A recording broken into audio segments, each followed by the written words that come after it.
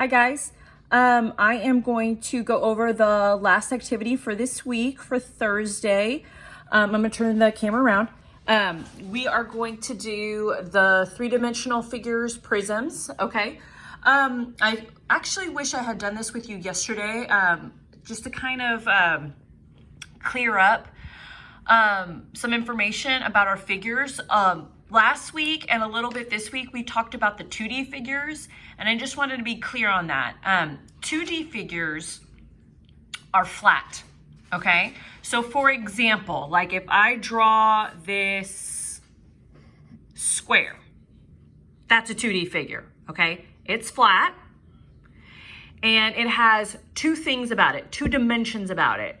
We can measure its length, how long it is, and we can measure its width, how wide it is, okay?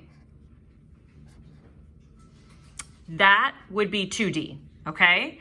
Now, 3D is a little bit different, and here is my 3D example. This is a real example. Hey, look, it's Fruity Pebbles, okay? This is a 3D figure because you see how it pops out? Like I can touch this. I can touch it from all sides. This is a 3D figure, okay? So the thing about the Fruity Pebbles that makes this cereal box that makes it 3D is that it has three dimensions, three things about it. It has length, it has, whoopsie, width, and it has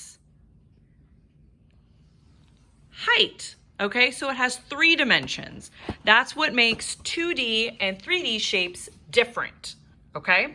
So back to our 3D shapes and talking about the prisms, okay? So we are gonna look at the three-dimensional prisms for Thursday. Let me pull that up for you so you can see what that looks like.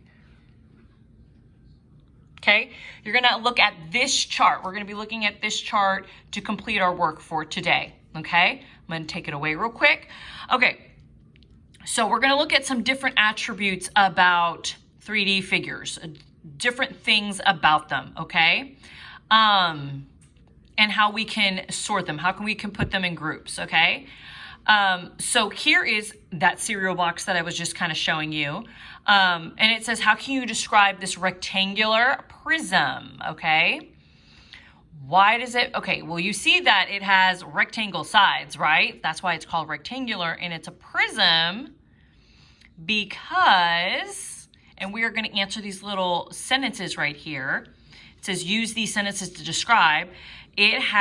This prism, rectangular prism, has how many faces? So again, we did this yesterday. This is a face right here. So we would look at it 1, 2, the back would be 3, the other side would be 4, the top would be 5, and then the bottom would be 6. So it's got like 6 faces. Okay.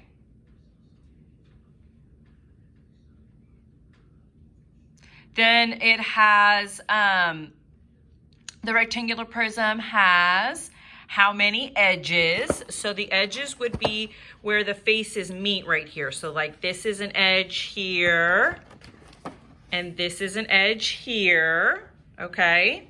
So, and then this would be an edge up at the top, okay? So you'd have to count up all your edges, and then your vertices are your corners right here, okay? So there's some at the top, there's some over here, okay?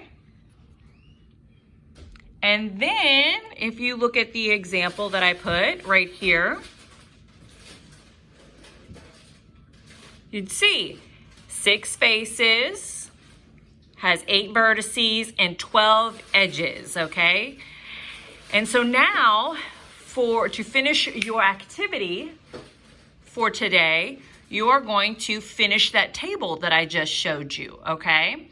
So, pulling it back up, here's the table, here's your name. You're gonna look at a rectangular prism. There's a picture of it. A cereal box is like a, see the real world object? That's why there's a picture of a cereal box. You're going to tell me the number of faces, the number of edges, or the number of vertices. Then you're going to do a triangular prism. This is what one looks like. You're going to finish these boxes, and I want you to try to find a picture or draw me a picture of something in the real world that looks like that. Like what looks like this shape, okay? And you'll do the same for a cube. And that is what you will turn into me today, okay? Remember to reach out if you have any questions. Bye for now.